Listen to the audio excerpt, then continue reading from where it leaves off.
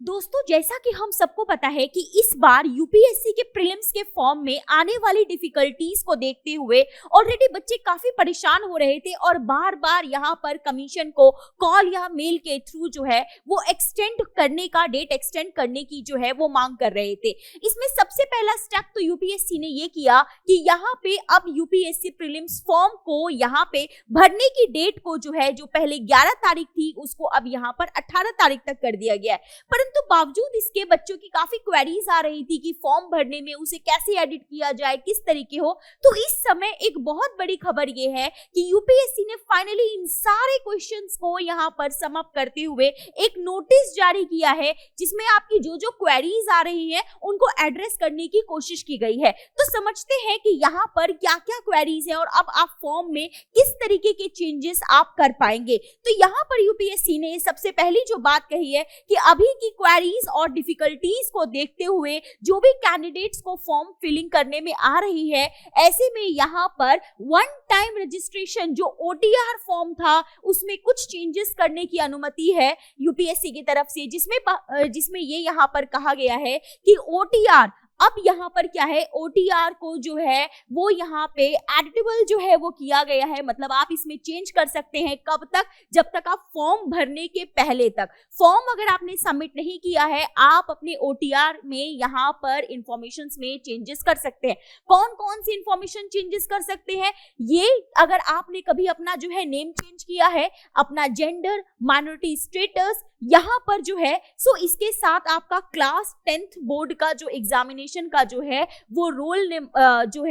Number, ये सारी चीजें जो है वो यहाँ पर क्या होंगी, अब आप जो है इसमें जो है वो यहाँ पर चेंजेस जो है वो किया जा सकता है। लेकिन इसके साथ अगर हम यहाँ पर बात करें पार्ट बी की, ये इंफॉर्मेशन जो है वो आप चेंज नहीं कर सकते हैं। जो चेंज कर सकते हैं उसमें क्या है आपका, कि अगर आपने अपना नाम कभी बदला हो, आपका जेंडर, आपकी माइनॉरिटी स्टेटस और 10th क्लास का जो आपकी मार्कशीट है उसका रोल नंबर। लेकिन कुछ चीजें यहाँ पर चेंज करना अलाउ नहीं है जो पार्ट बी में है, जैसे कि आपका नाम जो आपके क्लास 10th में जो भी मेंशन है आपके सर्टिफिकेट पे, आपकी date of birth, father name, mother name, mobile number और ईमेल आईडी। मोबाइल नंबर और ईमेल आईडी के बीच में यहाँ यूपीएससी ने क्लैरिफिकेशन दिया है कि मान लेते हैं कि आपके पास आपका मोबाइल है जो कि अब आपका जो नंबर जब आपने ओटीआर में रजिस्टर्ड किया था अब आप उसको एक्सेस नहीं कर पा रहे हैं। ऐसे में जो आपका रजिस्टर्ड ईमेल आईडी है वहां पर आपका क्या है, ओटीपी के थ्रू आप उसको चेंज कर पाएंगे। आपको उसके लिए क्या करना होगा, अप्लाई करना होगा, उसके लिए ओटीपी आएगा and then you can change. Same in email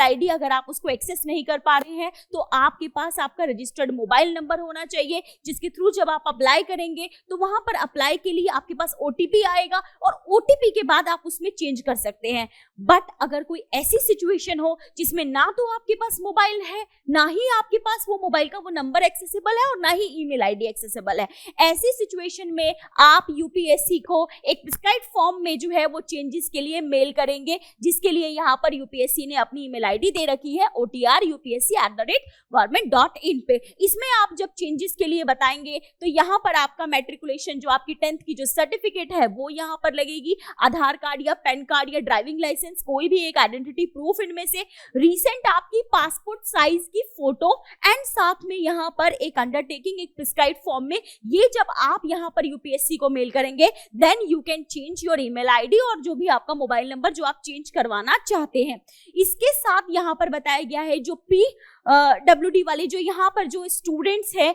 जिन्हें भी यहाँ पर क्या है स्क्राइब चाहिए होता है, उन्हें यहाँ पर पहले ही इंफॉर्मेशन उनके बारे में देना होगा। और अगर वो यहाँ पर जब वो अपना ऑन जो स्क्राइब जो लेकर आते हैं उनकी इंफॉर्मेशन उन्हें बतानी होगी। इसके साथ यहाँ पर अगर वो मेंस वाला जब टाइम है, जब उनका प्रीलिम्स जो है वो यहाँ पर क्लियर हो जाता है, तो प्रीलिम्स के टाइम पे भी उन्हें क्या होगा, यहाँ पर जो है एक डिक्लेरेशन जो है वो यहाँ पर जो है वो देना होगा। अगर यहाँ पर सबसे बड़ी बात यहाँ पर यूपीएससी ने बहुत क्लियर किया है कि in a case candidates name has changed and there is a mismatch with the name given in matriculation और higher education certificate, the candidate is required to submit a gazette notification to the effect कि अगर किसी के नाम में थोड़ा भी change होता है तो उसे यहाँ पर एक गैजेटेड सर्टिफिकेट जो है वो यहाँ पर क्या करना होगा, सबमिट करना होगा। अगर ये नहीं हो ऑन दैट मोमेंट तो यहाँ पर क्या होगा,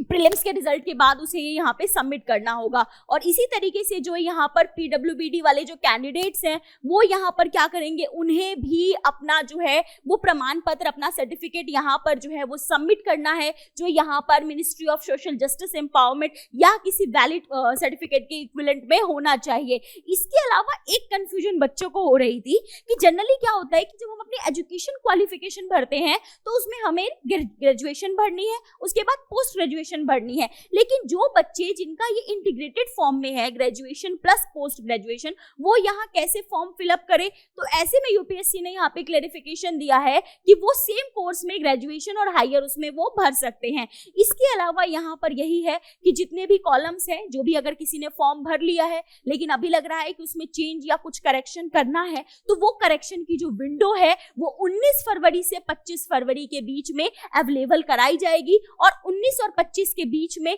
जो कुछ चेंजेस के जो पैरा है उन्हीं ही चेंज किया जा सकता है, सारी चीजें नहीं। तो फिलहाल अगर आपने अपना फॉर्म भर लिया है, क्या क्या डिफिकल्टीज आई है, let us know in comment section. और यहाँ पर अगर इस तरीके की वीडियोस आप और चाहते हैं प्लीज सब्सक्राइब चहल एकेडमी। फिलहाल यहाँ के लिए इतना ही है। Thank you very much. जय हिंद।